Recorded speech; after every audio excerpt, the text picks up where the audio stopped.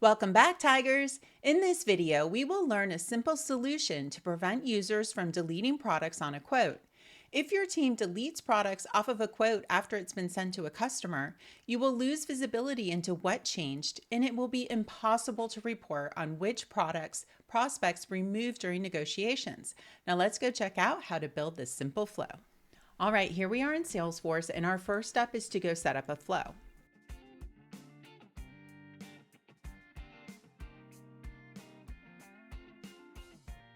We're going to set up a record triggered flow.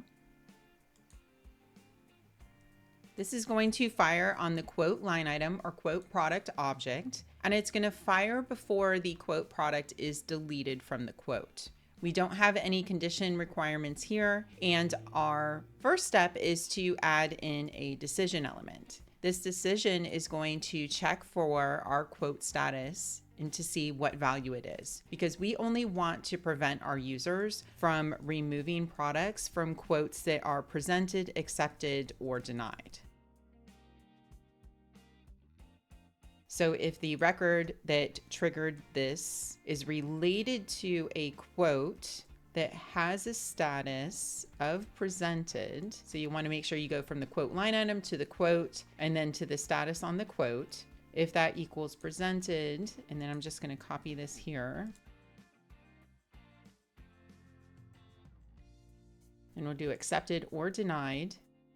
We'll make this or, so if it's any one of these three statuses, then we want to show a custom error. This will be called quote products cannot be deleted. And then we'll show them a message that says products cannot be deleted from a quote that was already presented to the customer. Use the clone quote button to clone the quote and the products, and then you can remove any products of your choice. So if you do not have the clone quote process in Salesforce, we'll provide a link in the description below. We show you how to create a custom clone button that allows the user to clone the quote and all the related products. You do not want to put this process in place and tell them that they have to start from scratch to create their quote and add the products. That is not nice.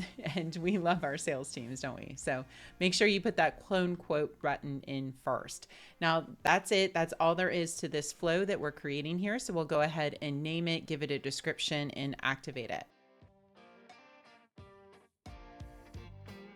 And now we're ready to test this out.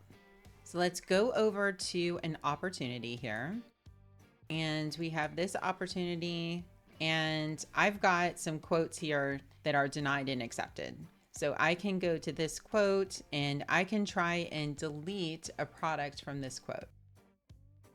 And then we see we get a really nice pop-up here. No weird unhandled fault error or anything like that, because we're using the custom error component. Products cannot be deleted from a quote that was already presented to a customer. So you can put whatever language you want in there.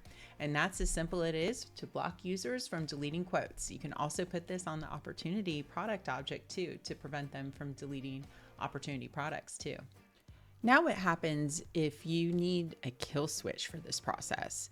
Because there's going to be scenarios where admins need to be able to delete products from quotes. Maybe there's a mass update happening. So let's look at how we can add that in. So we're going to come over to setup. We're going to go to object manager. We're going to go to the quote object. We'll go to fields and relationships, and we're going to create a new field. We'll create a checkbox that says allow product deletions. Then check this box if you want to delete products from this quote, regardless of the quote status. We'll add that to the layout. Now we're going to come over to our flow. We're going to refresh the browser. And then we'll go to our quote status value decision element here, and we'll add a new condition. We're going to look for the new field that we just created, allow product deletions on the quote, to be false. And now we're going to add in some custom logic and 1 or 2 or 3 and 4. We will save this as a new version. We'll activate this. And now let's come over to our quote. Let's refresh our browser here. We can see our new field is on the page. Now we'll go ahead and check this box. And now let's see if we can delete a product. We can. All right, now let's uncheck this box. And now let's try to delete a product again. Perfect. Our kill switch is working perfectly. That's it. That's a wrap. Be sure to subscribe to Blue Tiger Academy so you don't miss our next video that will show you how to report on products removed from rejected or denied quotes. This step is crucial if you want to understand how many times a product is offered and which products the customer removes during negotiations. Let us know in the comments below if you have any questions or if you'd like to see a video on a different Salesforce topic. Thanks for watching, and I'll see you in the next one. Bye.